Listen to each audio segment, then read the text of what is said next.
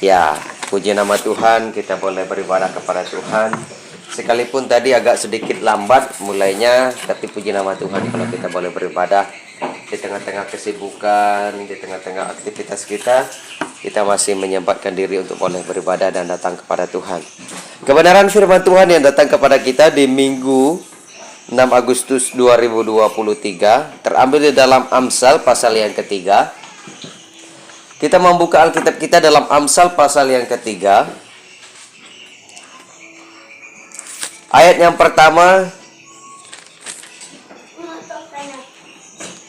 sampai ayat yang ke-26.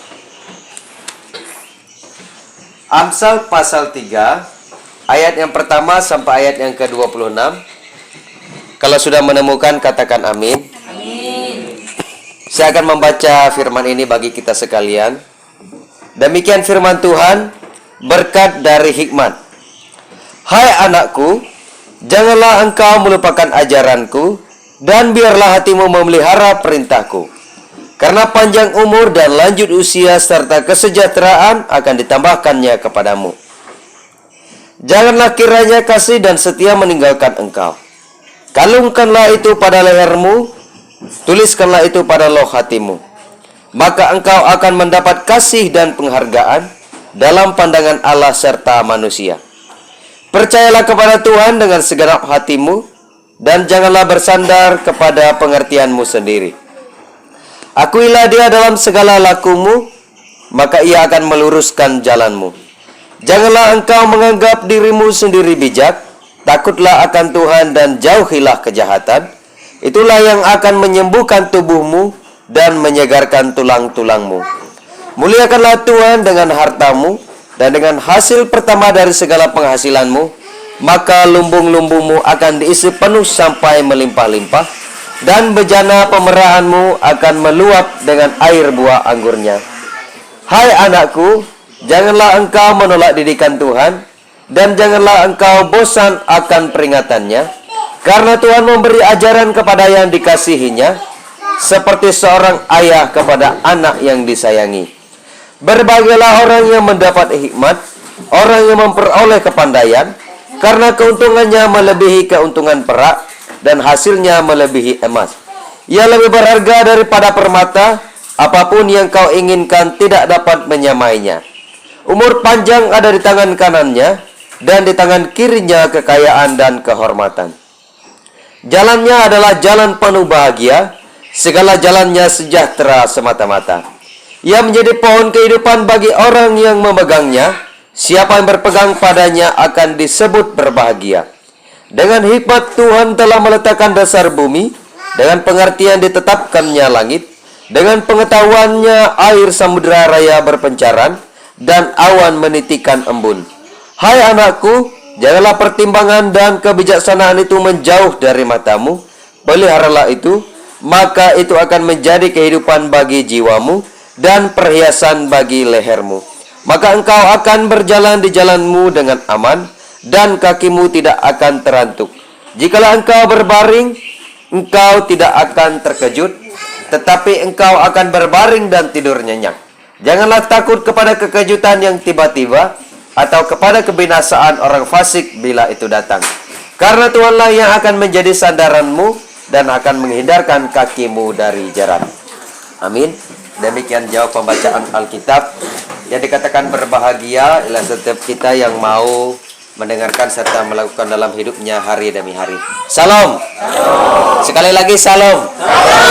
Ada sukacita? Ya, puji nama Tuhan ya. Bapak Ibu jemaat yang dikasihi oleh Tuhan. Kalau kita sering nonton televisi, minggu lalu atau beberapa minggu lalu ada berita di mana orang menikahkan sepasang anjing.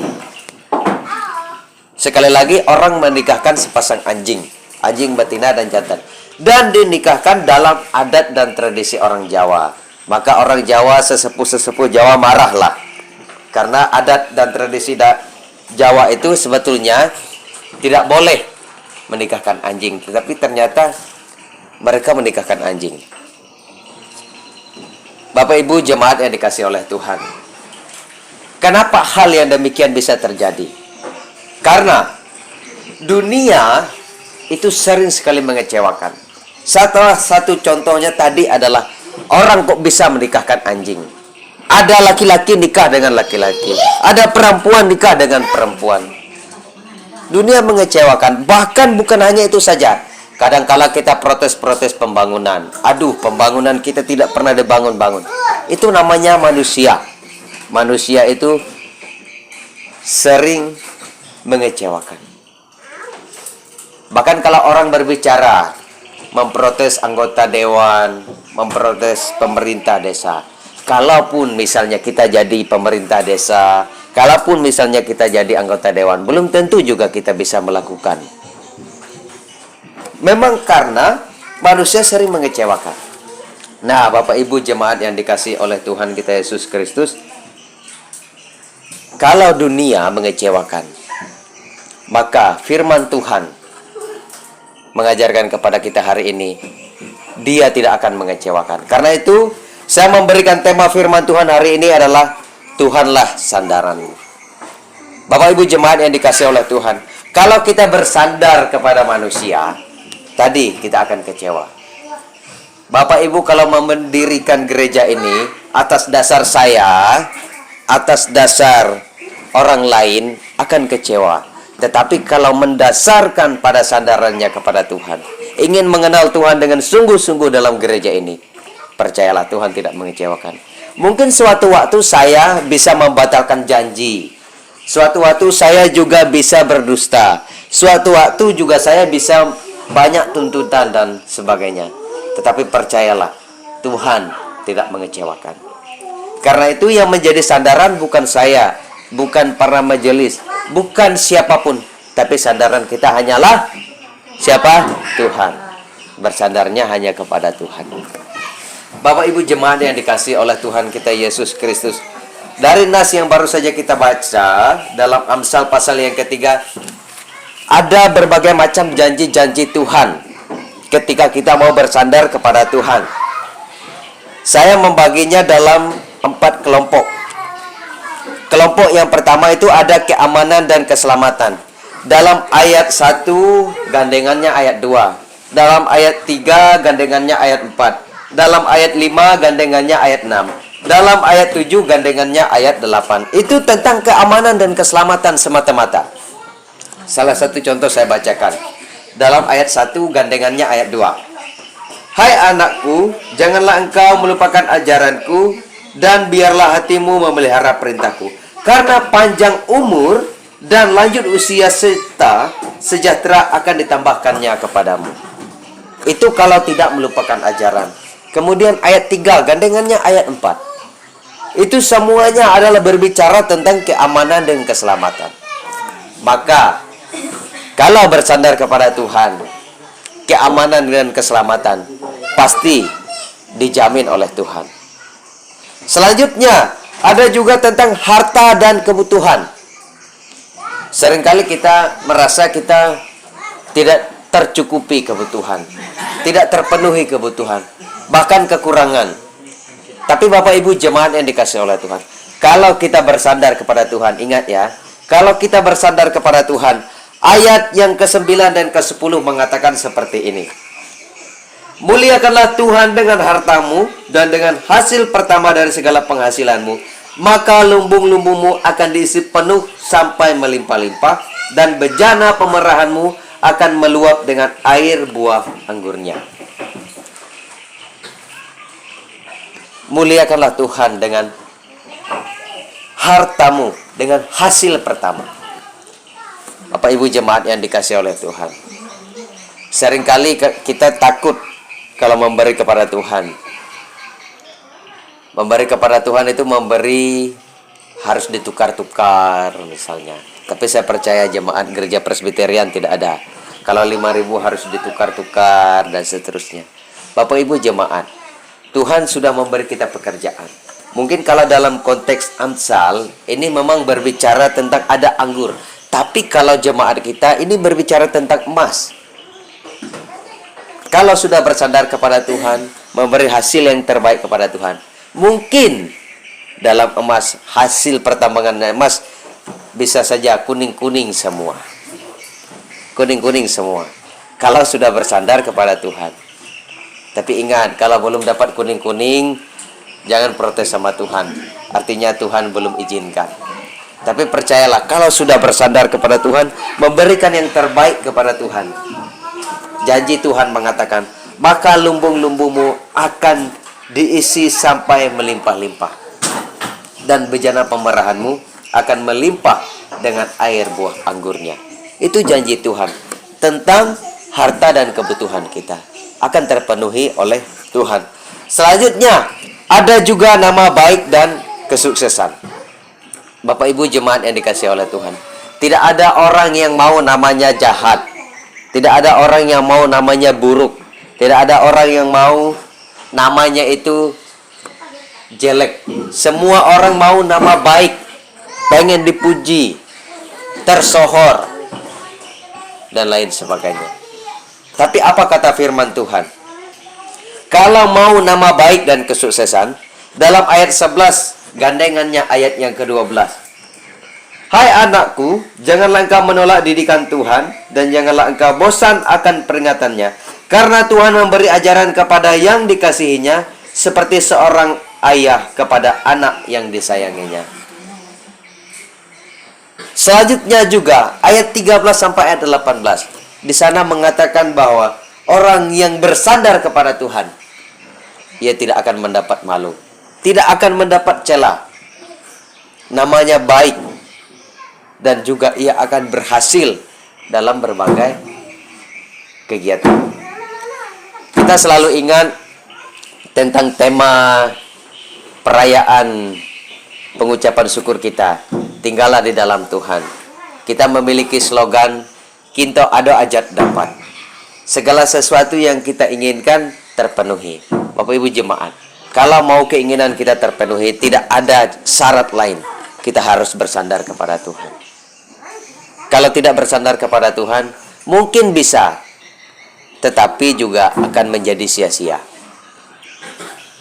Karena seperti ini, apalah gunanya kita punya harta banyak, tetapi juga kita tidak selamat secara rohani. Tetapi yang paling baik dan benar adalah kita punya harta yang banyak dan kerohanian kita juga selamat oleh karena Tuhan tinggal di dalam kita. Karena juga kita tinggal di dalam Tuhan. Itu ada janji-janji Tuhan tentang nama baik dan juga kesuksesan. Kemudian yang terakhir tentang kemahakuasaan Tuhan. Dalam ayat 19 dan ayat yang ke-20. Dengan hikmat Tuhan telah meletakkan dasar bumi, dengan pengertian ditetapkannya langit, dengan pengetahuannya air samudera raya berpencaran, dan awan menitikan embun. Tuhan Maha Kuasa. Tuhan berkuasa atas semuanya. Maka tidak ada alasan untuk kita tidak bersandar kepada Tuhan, tidak menyerahkan kepada Tuhan. Kalau kita berladang, pertama-tama yang menurunkan hujan adalah Tuhan. Kemudian juga yang membuat kita mampu bekerja juga adalah Tuhan. Yang mempunyai bibit juga adalah Tuhan. Yang mempunyai tanah juga adalah Tuhan. Yang berkuasa atas air juga adalah Tuhan. Saya ulang-ulang, mungkin kalau tradisi kita ada namanya penukaran tanah kepada Bejango. Tapi saya pikir Bejango hanya berkuasa atas daerah kita. Berarti Bejango bukan penguasa hebat. Kalau bersandar kepada Bejango, otomatis saya bisa pastikan ladangnya tidak akan berhasil. Karena yang mempunyai tanah bukan Bejango, tapi Tuhan. Karena Tuhan dengan hikmat meletakkan dasar bumi. Demikian juga kalau yang bertambang emas dan seterusnya. Segala sesuatu dari Tuhan, oleh Tuhan. Maka tidak ada alasan untuk kita tidak bersandar kepada Tuhan. Ingat, kalau bersandar kepada Tuhan, janji-janji Tuhan iya dan amin. Dalam Amsal pasal 3 jelas sekali diterangkan, banyak sekali. Kalau saya uraikan satu-satu maka berjam-jam pun tidak selesai-selesai. Tapi saya mau katakan bahwa keamanan dan keselamatan Tuhan sudah sediakan bagi orang yang bersandar kepadanya. Kemudian harta dan kebutuhan Tuhan juga sudah sediakan kepada orang yang bersandar kepadanya.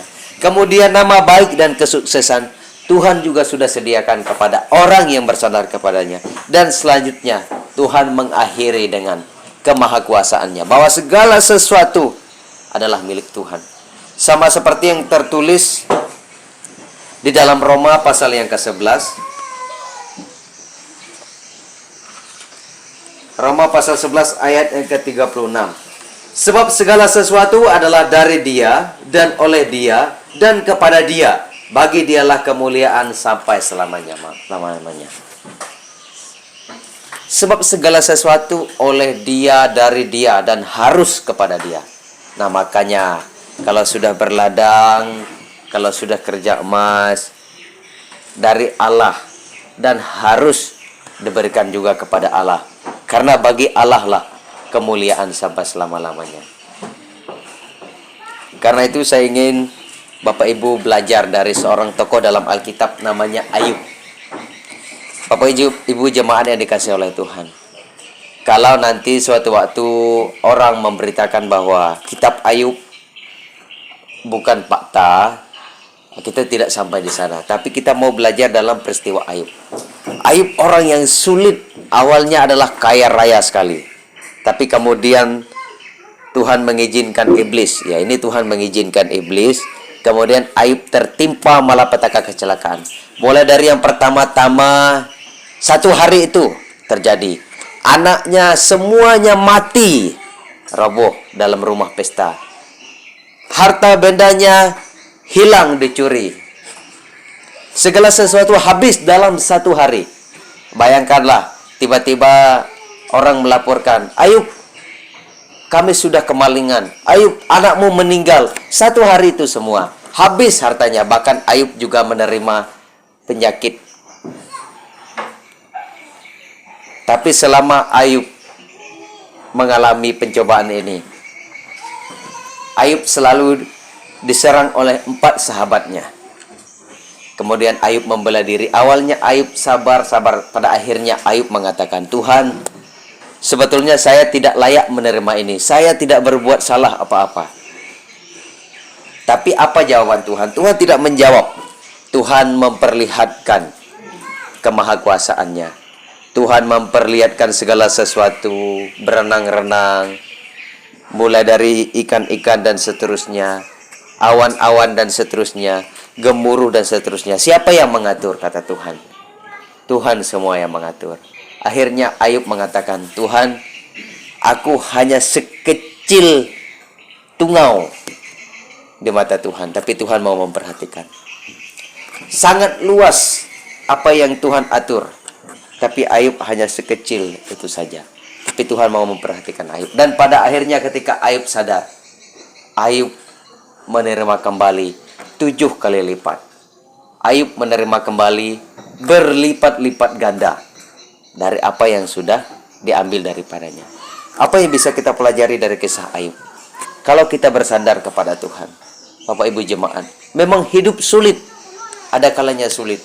Tapi kalau kita bersandar kepada Tuhan, kita ingat janji-janji Tuhan. Banyak sekali. Nanti kalau sudah merasa lemah, baca lagi Amsal 3. Banyak sekali janji-janji Tuhan kalau kita bersandar kepada Tuhan. Karena itu saya mau dan kita semua supaya kita bersandar hanya kepada Tuhan dan hidup menurut kehendak Tuhan. Amin untuk firman Tuhan.